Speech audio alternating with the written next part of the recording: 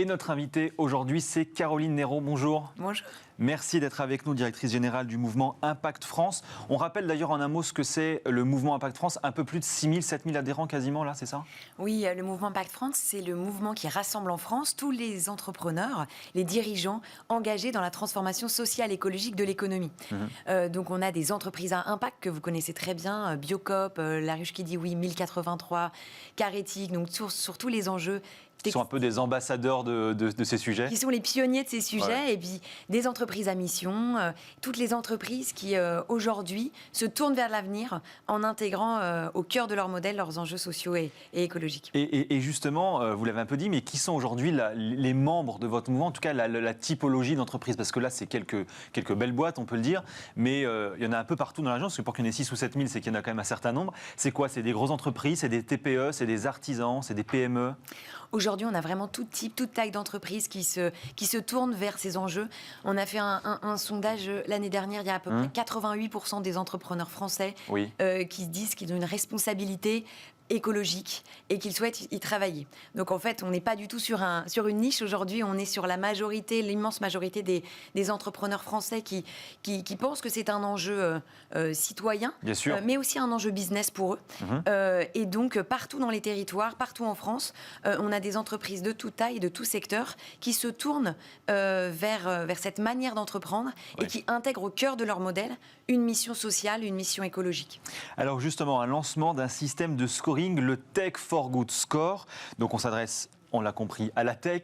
Et alors, ce que vous voulez faire, c'est que vous allez noter d'une certaine manière, parce qu'il s'agit quand même de notation, c'est un scoring, les performances de ces entreprises, non pas sur le volet exclusivement économique ou exclusivement business, mais sur leur impact environnemental et social. Pourquoi finalement le faire maintenant ? Alors déjà, au sein du mouvement Impact France, nous avons Tech for Good France, donc le rassemblement français de toutes les boîtes de la Tech for Good, donc qui sont ceux qui ont choisi la tech, mais pour répondre à un enjeu social et écologique. C'est un peu une filiale, entre guillemets, du mouvement, la filiale tech, d'une certaine manière. C'est notre branche tech, tout à fait. Et donc, ces entrepreneurs entendent parler de plus en plus, et à tous les niveaux, jusqu'à l'Élysée, de la Tech for Good. Et on a de plus en plus d'entreprises de la tech qui intègrent cet enjeu Tech for Good dans leur manière de fonctionner, mais plus ou moins à un niveau plus ou moins important. Et en même temps, pour faire l'économie de demain, on sait qu'elle sera tech, numérique, bien sûr. On sait et on est persuadé qu'elle sera aussi sociale et écologique parce que ces transitions vont ensemble et doivent aller ensemble pour avancer. Donc, ils ont souhaité donner de la visibilité d'abord à toutes les entreprises tech qui ont envie de s'y mettre, ce sur quoi il faut s'engager, on peut s'engager pour se transformer, et puis aussi pour les entreprises qui ont envie de se lancer. Qui ont envie de se lancer et puis qui disent aujourd'hui, qui veulent intégrer cet enjeu et qui le revendiquent, qu'elles puissent positionner à quel niveau d'engagement elles sont. Oui, parce que c'est ça qui est intéressant en fait, c'est que vous le dites très bien d'ailleurs, on est là pour finalement mettre en lumière, montrer ceux qui font des efforts et qui sont plutôt vertueux en la matière, mais il ne s'agit pas de faire un scoring pour faire du name and shame et de dire lui c'est pas très bien quoi. Non, justement l'enjeu c'est de dire que tout le monde peut y aller. C'est ça. Mais par contre il faut de la transparence, il faut dire où on part et où on va. Et donc notre enjeu c'est d'aller chercher tout le monde pour le faire, mais d'être transparent pour éviter aussi ce good washing quoi, qui peut aussi exister. Mais est-ce que le scoring il est là aussi pour, d'une certaine manière, parce que parfois la tech elle peut avoir des choses à se reprocher. Alors peut-être pas forcément les quelques petites startups vertueuses que vous avez citées, mais de manière générale la tech parfois elle a des choses à se reprocher sur l'ensemble de ses comportements sociaux et environnementaux. Et bien sûr, en fait déjà toutes les entreprises potentiellement ont des externalités négatives et doivent y travailler, personne n'est parfait et même les entreprises qui sont chez nous, elles sont en phase d'amélioration. Et évidemment la tech, l'empreinte écologique de la tech, les inégalités et l'absence de diversité dans la tech, on sait que les acteurs existants sont bien conscients de ça et sont dans des enjeux d'amélioration.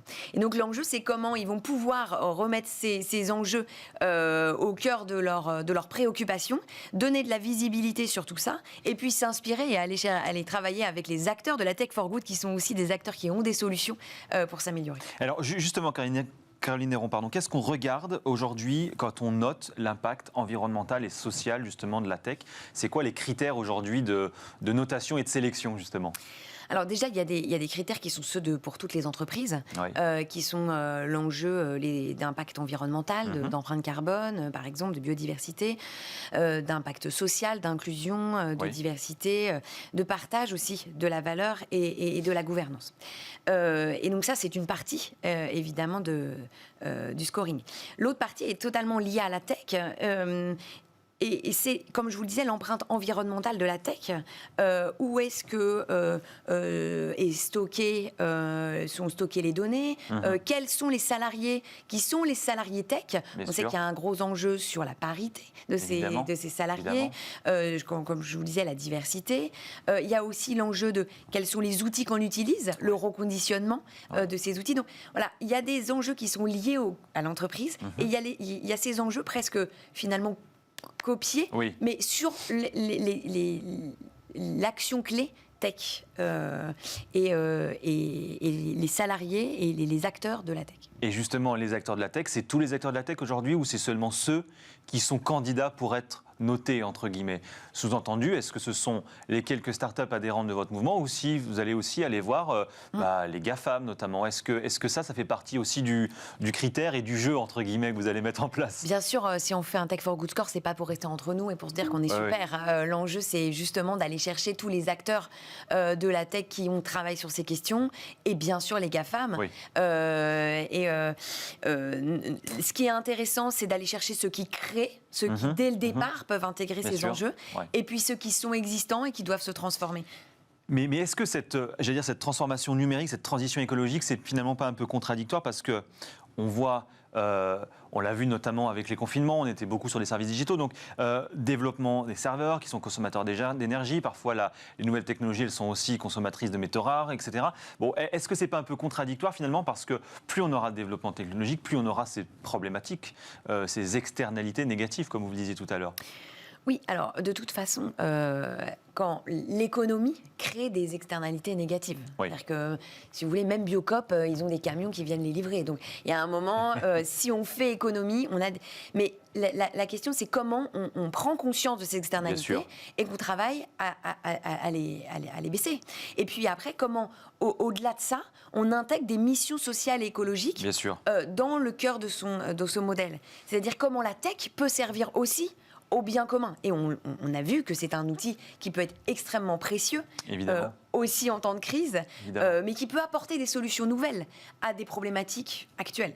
Et c'est bien perçu justement ça par les entreprises? Vous avez déjà des premiers retours? Comment est-ce qu'ils perçoivent justement ces choses-là? Alors, c'est pas pour rien qu'on l'a sorti à Vivatech et on est très en lien avec Vivatech. C'est parce que c'est la prise de conscience d'une nouvelle génération d'entrepreneurs.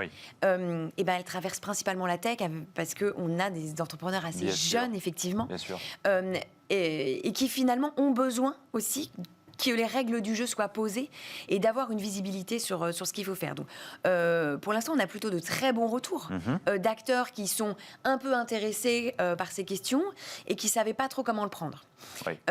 Après, l'enjeu, comme vous le dites, c'est celui d'aller travailler avec les GAFAM et d'aller voir comment les acteurs dominants intègrent ça, voient ces critères. Et ça, c'est le travail qu'on est en train de faire aujourd'hui.